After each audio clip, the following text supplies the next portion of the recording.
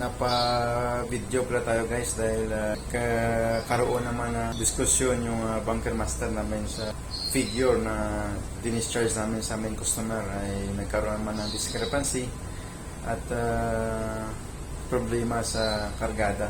Magandang araw sa inyong lahat. Welcome to my vlog again. No? May gusto lang ako i-topic at saka i-highlight ngayong araw. Dahil maraming message ako natanggap. Hindi naman to sabay-sabay kundi yung iba mga previous month at saka itong lately lang. No? Gusto ko lang siya i-topic, mapag-usapan natin. Na-receive ko lately. Tungkol ito ang topic natin ngayon sa utang. Yung tanong kung paano ba natin maiwasan yung ang pangungutang at ano ang gagawin natin para hindi tayo makautang. Yun ang mga simpleng tanong na gusto ko sagutin natin sa video na to. I hope na panoorin nyo hanggang sa dulo guys. Sana may matutunan kayo. At ito yung mga messages na na-receive ko lately. Hindi ibig sabihin guys na hindi ako nagpapautang. Parang gano'n na nga. Much better pa na magbigay na lang tayo ng certain amount sa kaya natin at mabawasan or makatulong dun sa problema na hinaharap ng ating relatives at kakilala. No? So, on my point of view, yan lang yung ginagawa ko just to lessen the burden sa mga relatives ko at kakilala.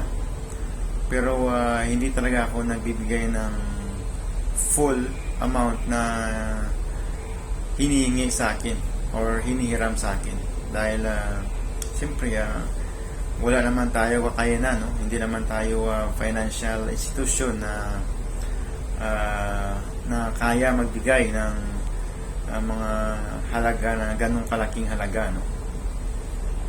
Mayroon tayong savings, mga ipon, pero ano lang yan, sapat, no? Enough lang yan for during the calamities na darating sa buhay ko din.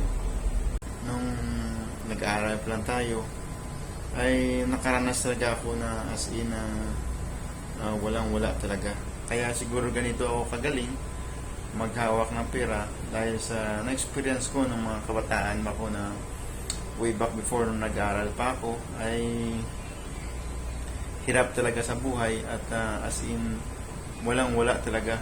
Sa tanong na paano ba makaiwas sa utang or kailangan ba na umutang habang tayo ay nabubuhay dito sa mundo.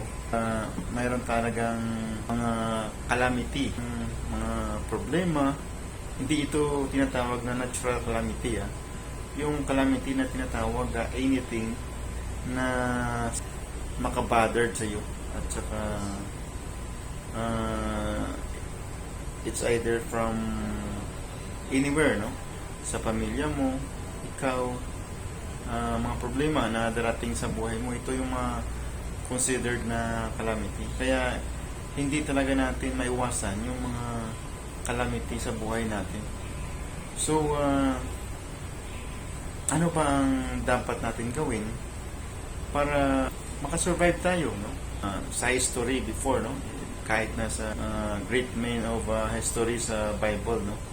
Kung mabasa nyo dyan sa Old Testament, sa during sa time ni Joseph, no? Nung nagkaroon ng famine, no? From 7 years of famine and 7 years of abundance. At during that time ay si Joseph, isa siya sa mga taga-advisor ng hari dyan sa Egypt. At nagiging na-advise niya yung hari na at nakita niya sa kanyang vision na sabi niya magkaroon ng 7 years of famine.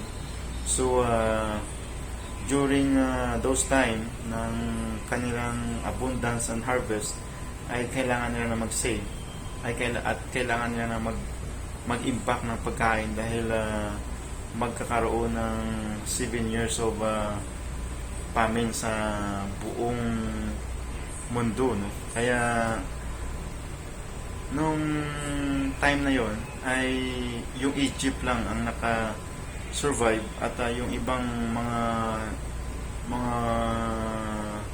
countries, no, at yung mga lugar dyan sa kanilang area ay talagang gutom dahil hindi nakapaghanda at saka hindi impact ng kanilang mga pagkain, no? Kaya sa ating buhay, no, kung i-apply natin sa ating buhay, ay hindi talaga natin maiwasan na magkaroon talaga ng calamity na ma-encounter tayo habang tayo ay nabubuhay dito sa mundo. Ang the best natin na gagawin para makaiwas sa mga ganyang sistema o sa ganyang gawain yung utang ay mag-ipon tayo. Yung mayroon pa tayong kinikita, meron pa tayong maganda pa yung income natin, at may sinasahod pa tayo, no? Huwag tayo gastos ng gastos, galit tayo sa pera, no? Bili doon, bili dyan, gastos dito, gastos doon. During abundant time, kailangan talaga na i-practice natin na mag-save talaga tayo. Kasi darating talaga ng point sa buhay natin na magkaroon talaga ng maka-encounter talaga tayo sa ating buhay ng mga calamity at mga problema, no? So kapag hindi ka ready sa mga calamity na darating sa iyong buhay, ay posible talaga na ang pinakagagawin mo ay uutang. At para yung sabi mo ay mabigyan ng solusyon ang iyong problema, which is akala mo lang yon. Dahil ang totoo niyan,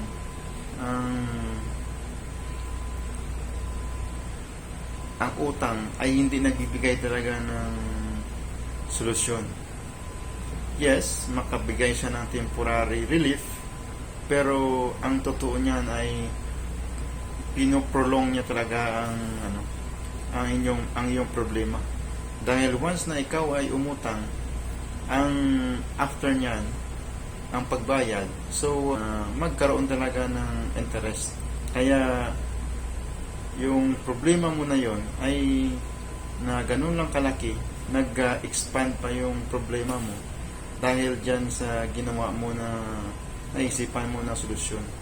Kaya isa din yan, guys, yung yung pangungutang na yan ay nag-i-expose din yan ng true identity ng isang tao or totoong karakter or attitude ng isang tao. Kapag ikaw ay nangutang, ini-expose niyan yung totoong ikaw. Kasi gusto mo kaagad na masolusyonan, no, ang problema. Yun na nga, guys, no, yun na gusto ko na i-highlight dito, na ang dapat natin na gawin at saka dapat natin na paghandaan talaga sa buhay natin. Ang pag-utang ay hindi masama, no? Hindi ako against sa utang na yan. Kaya sa tanong kanina, guys, na paano natin maiwasan yung utang, simple lang, no? During our abundance or good income, doon tayo mag-ipon. Kung mapansin nyo yung life of the ants, no? Kung tingnan mo ang karakter ng isang langgam during good season, during good weather, ay ginagawa ng ano nila yan, ang ginagawa ng mga langgam yan. Trabaho lang ang trabaho yan. At ipon ng ipon ng pagkain. At saka hanggang sa dumating yung calamity, ay ready na sila, no? Nakapag-impact na sila ng pagkain at they can survive. So, tulad din sa atin guys, no? Kailangan din talaga natin na mag-ipon habang maganda pa yung income, habang wala pang mga problema na dumadating sa ating buhay, ay dapat nag-iipon na tayo. Kung tatawagin natin ay calamity. Pag dumating yung calamity na yan, ay hindi tayo mababada, mamumroblema pa ng husto, no? Yun lang guys, yan lang siguro yung may payo ko sa inyo. At pasensya na sa mga siguro yung mga